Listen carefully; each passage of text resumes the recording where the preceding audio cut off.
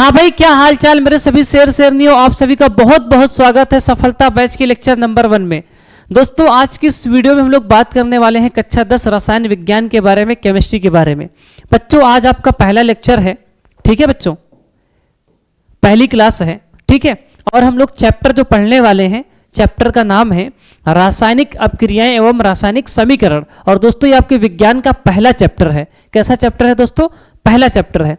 अब देखिए, ऐसे बहुत से बच्चे हैं आप में से जो सोच रहे होंगे, ठीक है, ये वीडियो तो देख रहे हैं, लेकिन वो सोच रहे हैं कि सर हमने कक्षा 9वीं बर्बाद कर दी, क्लास 9th में हमने अच्छे से नहीं पढ़ाई की, क्या हमें क्लास 10th में समझ में आने वाला है, या जो कुछ भी आप पढ़ाने वाले हैं वो समझ में आने वाला है? तो मेरे भाई, मैं हाथ जोड़ के कहना चाहूँगा, आप हमारे ऊपर विश्वास करके ईमानदारी से मैं जो पढ़ा रहा हूँ, जो बता रहा हूँ, सही से देखो। ऐसी कोई बात नहीं है जो आपको समझ में ना आए, सब कुछ समझ में आएगा। एवरीथिंग गर्दा गर्दा कर देंगे, क्योंकि जो कुछ भी 9th का है बेसिक चीज, मैं साथ में पढ़ाते पढ़ाते उसको मैं कवर कराते चलूंगा। जो भी सामान्य चीजें हैं, बेसिक चीजें हैं, साथ साथ में पढ़ाते चलूंगा, तो कोई दिक्कत आने वाली नहीं है, ठीक है। दोस्तों, ये सफलता बैच क्या है मैं थोड़ा सा बता देता हूं। बच्चों, इस सफलता बैच में आपको पूरा सिलेबस पढ़ाया जाएगा, 10th का, मैथ, साइंस, ठीक है, इंग्लिश, सब कुछ पढ़ाया जाएगा बिल्कुल फ्री। जैसे पेड बैच में नोट्स दी जाती है पढ़ाने के बाद, वैसे ही आपको इस प्लेटफॉर्म पे, इस चैनल पे फ्री में सब कुछ दिया जाएगा, ठीक है, एवरीथिंग। आप टेंशन न लीजिए। अब आइए हम लोग पढ़ना प्रारंभ करते हैं दोस्तों, आगाज करते हैं पहले चैप्टर को, ठीक है। लेकिन उससे भी पहले हम आपको बताना चाहेंगे, हालांकि मैंने सब कुछ बता दिया है, फिर भी जान लीजिए एक बार आज का हमारा लक्ष्य क्या है, टारगेट क्या है, ठीक है बेटा, क्योंकि जीवन में लक्ष्य का होना बहुत जरूरी है। समझ रहे हो कि नहीं?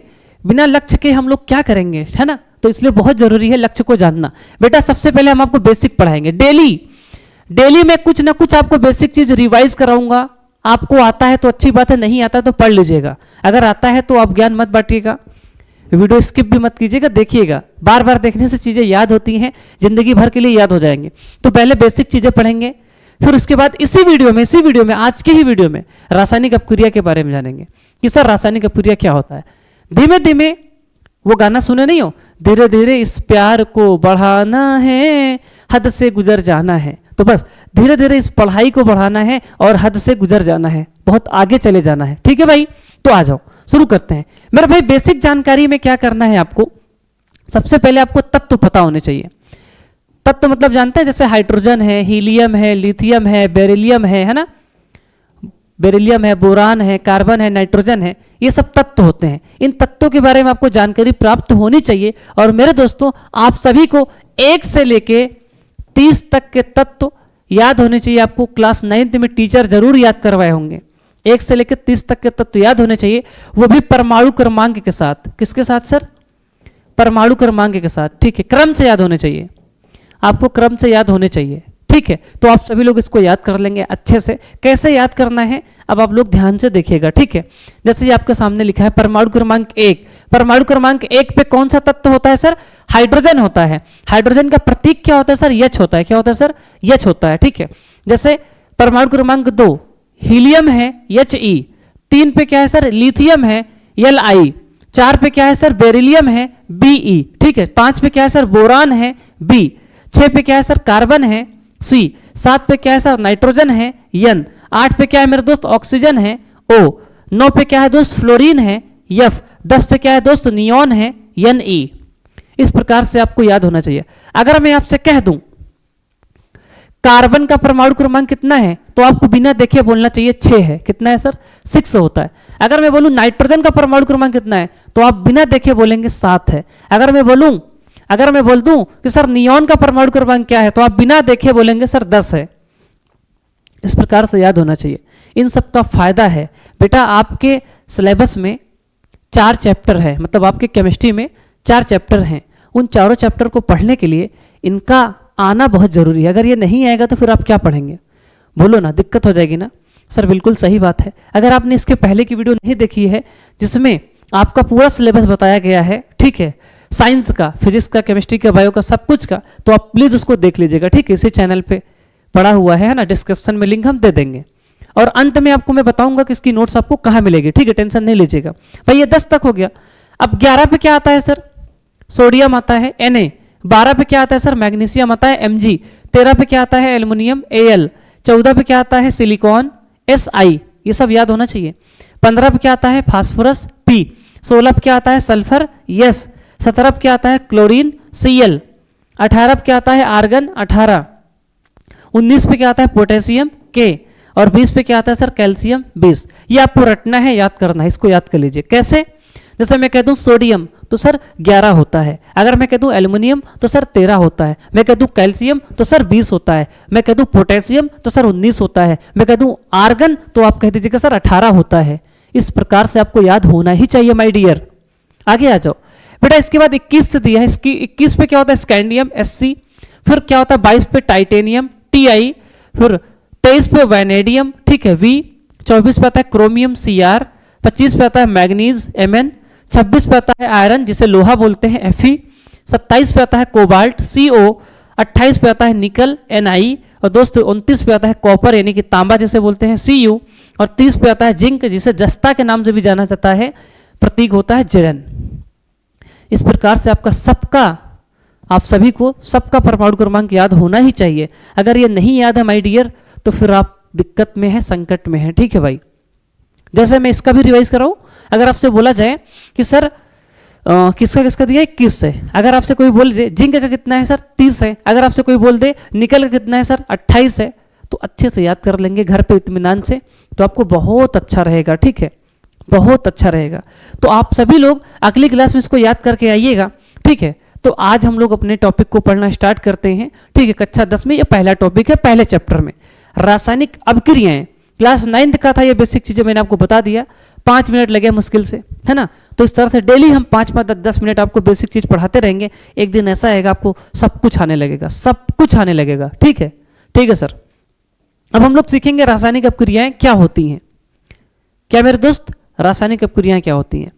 बेटा चैप्टर का नाम है हमारा रासायनिक अपक्रियाएं एवं रासायनिक समीकरण। तो पहले चैप्टर के नाम को समझते हैं। चैप्टर का नाम रासायनिक अपक्रियाएं एवं रासायनिक समीकरण है। तो सबसे पहले क्या समझेंगे दोस्त, रासायनिक अपक्रिया के बारे में समझेंगे।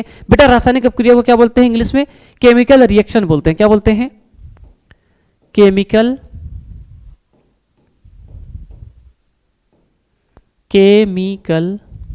रिएक्शन बोलते हैं, ठीक है। अब इसको समझते हैं, इसका मतलब क्या होता है। बेटा हमारे आसपास बहुत परिवर्तन होते हैं। सर कैसे परिवर्तन होते हैं, जैसे भौतिक परिवर्तन होता है, रासायनिक परिवर्तन होता है। जरा सर समझाइएगा।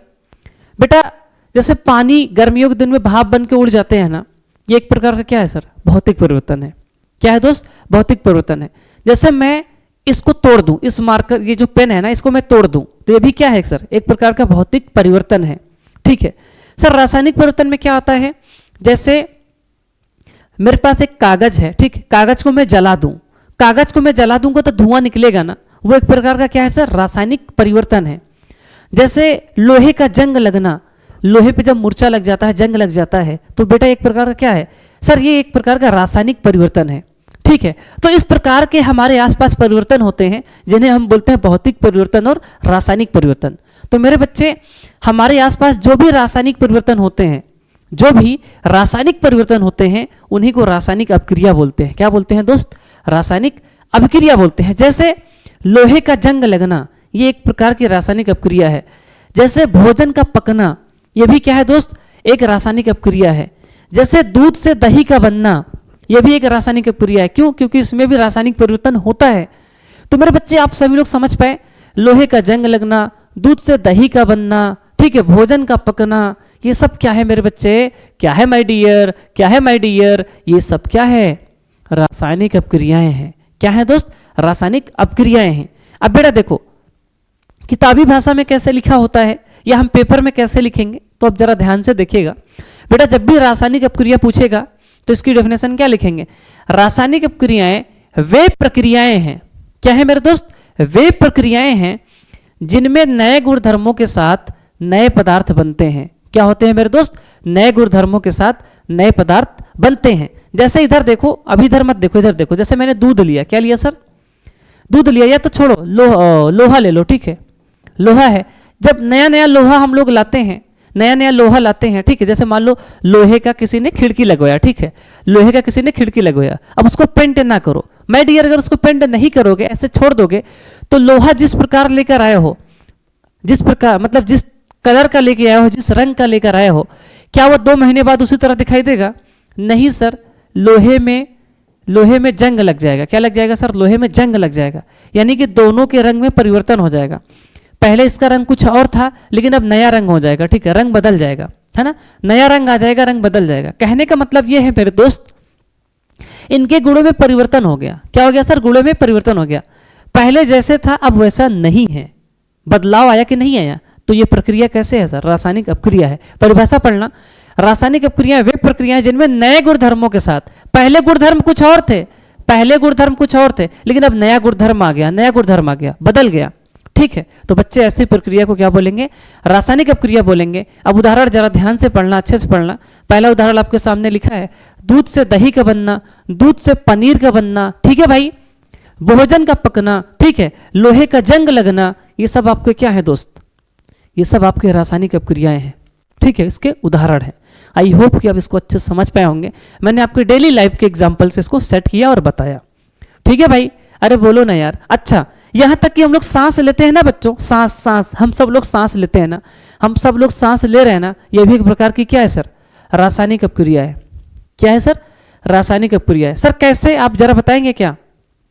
मैं बता रहा हूं बेटा, देखो, ये मान लो हम है ना, हम आप हैं, जरा ध्यान से देखना, ये कौन सा कलर आ गया रे? आप सबका फेवरेट कलर लेते हैं करिया, ठीक है, इधर आ जाओ। अब जरा ध्यान से देखना, मैं क्या बता रहा था, हम सभी लोग सांस लेते हैं ना, सांस कैसे लिखा जाता है?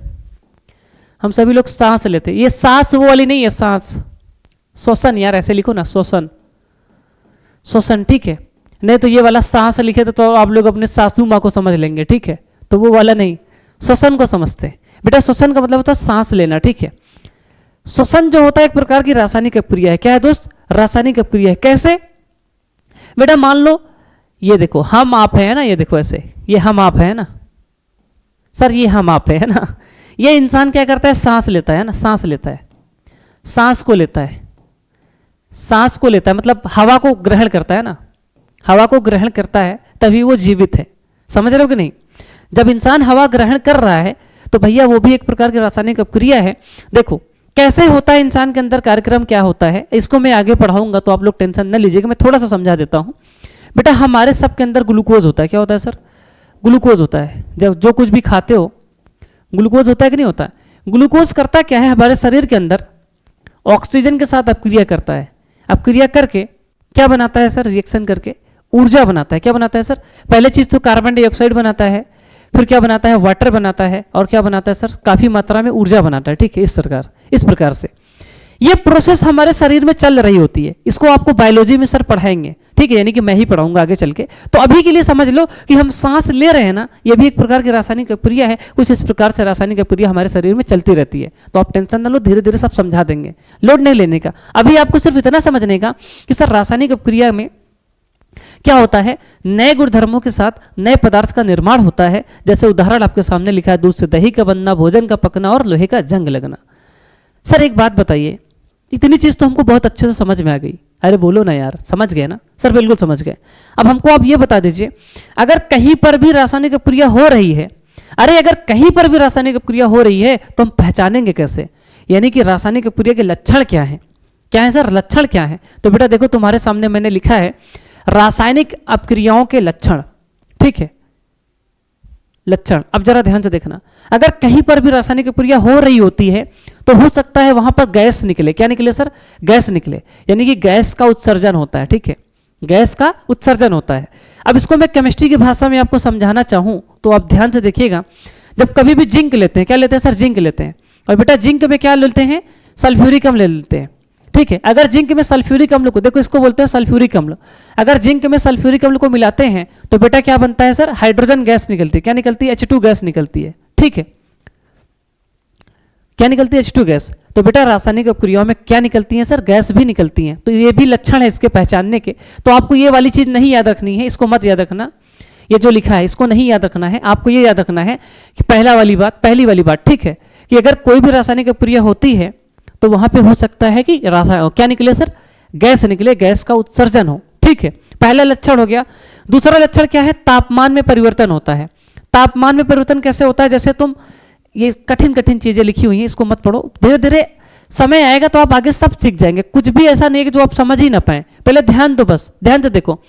पहला लक्षण गैस निकलता है, दूसरा क्या है सर, तापमान में परिवर्तन होता है। जैसे मैं आपको देसी भाषा में समझाता हूं, भोजन का पकना या पकाना ये एक रासायनिक अपक्रिया है कि नहीं है। सर अभी आप आगे बताए थे कि भोजन का पकना या पकाना रासायनिक अपक्रिया है। क्या तुम चावल कुकर में भर के रख देते हो, दाल कुकर में भर के रख देते हो ऐसे ही तो अपने आप पक जाती है? अरे नहीं सर, भोजन पकाने के लिए हम क्या करते हैं, पूरा गैस सिलेंडर पे ले जाते हैं, चूल्हे पे रखते हैं, गैस को चालू करते हैं, इंडक्शन को चालू करते हैं, तब जाके हमारा भोजन पकता है। यानी कि टेम्परेचर देते हैं, तापमान में परिवर्तन करते हैं, तभी भोजन पकता है। तो बेटा रासायनिक अपक्रिया में तापमान का परिवर्तन होता है। इसका देसी भाषा में एक एग्जाम्पल और आप समझ सकते हैं, जैसे आप क्या ले लीजिए, चूने को। ठीक है, जैसे आप पान की दुकान पे गए होंगे या आपके घर में पोताई होती है चूने की, तो जब मार्केट से चूना लाते हैं, पानी में डालते हैं तो देखो बुलबुले निकलते हैं। वो पानी गर्म हो जाता है ना, हीट हो जाता है और बुलबुले निकलते हैं। ठंडा गर्म होता है कि नहीं होता, तो वहां पे भी तापमान का परिवर्तन होता है। ठीक है भाई, अगला लक्षण है अवक्षेप का बनना। क्या है दोस्त, अवक्षेप का बनना। बेटा अवक्षेप को इंग्लिश में प्रेसिपिटेट बोलते हैं। क्या बोलते हैं, प्रेसिपिटेट। सर ये अवक्षेप का मतलब क्या होता है, आपको मैं बहुत देसी भाषा में समझाता हूं। जैसे मान लीजिए आपने एक बर्तन लिया, इस बर्तन में पानी लिया। क्या लिया दोस्त, सर इस बर्तन में हमने पानी लिया। अब बेटा इस पानी में अगर हम बालू ले लेंगे, बालू, ठीक है, बालू को चाहे जितना पानी और बालू को मिला दो, चाहे जितना मिला दो, क्या दोनों समान मात्रा में मिलेंगे? सर बिल्कुल भी नहीं। पानी ऊपर दिखाई देगा, नीचे बालू बैठ जाएगी, नीचे बालू क्या करेगी, बैठ जाएगी। तो जब कभी हम रासायनिक अपक्रिया करवाते हैं, रासायनिक अपक्रिया करवाने का मतलब यह है कि दो या दो से अधिक पदार्थ को आपस में मिलाते हैं। ठीक है, ऐसे मान लो कोई बर्तन है, इस बर्तन में दो पदार्थ को हमने मिलाया, जैसे ए और बी को मिलाया। ठीक है, दो पदार्थ को हमने मिलाया। अब दो पदार्थ को मिलाते हैं तो भाई ये दोनों मिलकर नीचे क्या करें, बैठ जाए, नीचे एक परत बना ले। ठीक है, नीचे एक परत बना ले, इसी परत को बोलते हैं अवक्षेप। क्या बोलते हैं सर, अवक्षेप। अब दूसरे शब्दों में अवक्षेप को क्या बोलते हैं, जैसे हमने पानी में बालू मिलाया था ना, बालू घुलेगी नहीं घुलेगी ना सर, बिल्कुल नहीं घुलेगी, बालू नीचे जाके बैठ जाएगी। तो जो अघुलनशील पदार्थ होते हैं, जो अघुलनशील पदार्थ होते हैं, देखो देखो बेटा अवक्षेप को क्या बोलेंगे अपने देसी शब्दों में, अघुलनशील पदार्थ, अघुलनशील पदार्थ। ठीक है बेटा, अघुलनशील पदार्थ को ही हम क्या नाम देंगे, अवक्षेप बोलेंगे। ठीक है, हमको सिर्फ इतना ही याद रखना, इसको भी नहीं पढ़ना है। आप इतना याद रखना कि अघुलनशील पदार्थ को ही अवक्षेप बोलते हैं, जैसे पानी में बालू मिलाते हैं। ठीक है, सब कुछ मैं दिखाऊंगा आपको आगे। अगला है अवस्था में परिवर्तन। सर अवस्था में परिवर्तन कैसे होता है, बेटा एक चीज देखना, बेटा हम हाइड्रोजन गैस लेते हैं, जी मतलब गैस, ठीक है, और O2 गैस लेते हैं, जी मतलब गैस। हमने दो गैस लिया, हाइड्रोजन गैस और ऑक्सीजन गैस, इन दोनों को मिला दिया हमने तो H2O बना। क्या बना सर, H2O। H2O क्या होता है दोस्त, एक लिक्विड होता है। क्या होता है, लिक्विड होता है, द्रव होता है। द्रव को हमने L से लिखा। अब बेटा बताओ, अब यहां पे अभी इसकी पदार्थ की भौतिक अवस्था क्या थी, मतलब हाइड्रोजन की भौतिक अवस्था थी गैस, ऑक्सीजन की भौतिक अवस्था थी गैस, इन दोनों को हमने मिला दिया, दो पदार्थ को आपस में मिला दिया। इसका मतलब क्या है सर, ये रासायनिक अपक्रिया हो रही है। रासायनिक अपक्रिया होने के बाद जल बन गया, H2O बन गया। H2O का नाम क्या है सर, जल। और जल क्या है सर, द्रव है, लिक्विड है।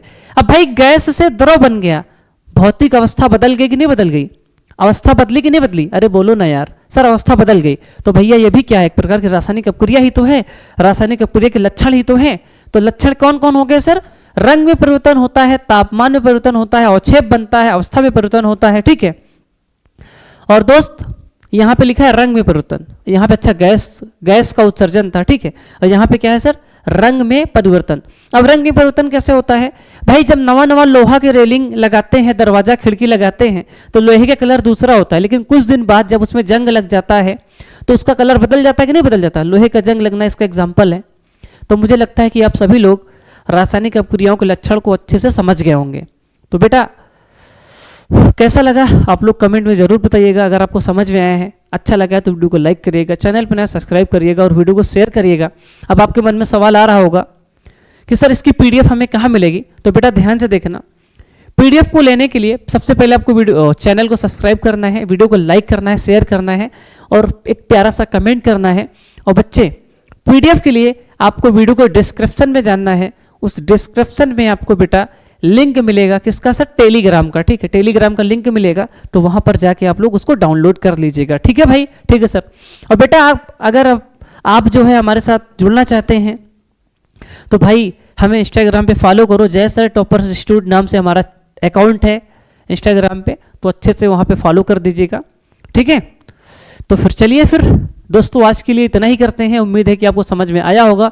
तो अगली क्लास में आप सभी लोग इसको पढ़ के आइएगा, रिवाइज करके आइएगा, और आप सभी लोग ये जो मैंने एलिमेंट बताया है 1 से 30 तक, इसको याद करके आइएगा। तो आपसे मैं सुनूंगा भी। ठीक है सर, ऑनलाइन कैसे सुनेंगे उस दिन आना, मैं आपसे सुनूंगा। ठीक है, तो चलिए फिर आज इतना ही करते हैं। और मेरे भाई आप सभी लोगों ने यहाँ तक वीडियो देखा, तो इसके लिए आप सभी को तहे दिल से बहुत बहुत धन्यवाद, शुक्रिया। तो चलिए मिलते हैं नेक्स्ट क्लास में, तब तक के लिए thank you so much, love you all, Radhe Radhe.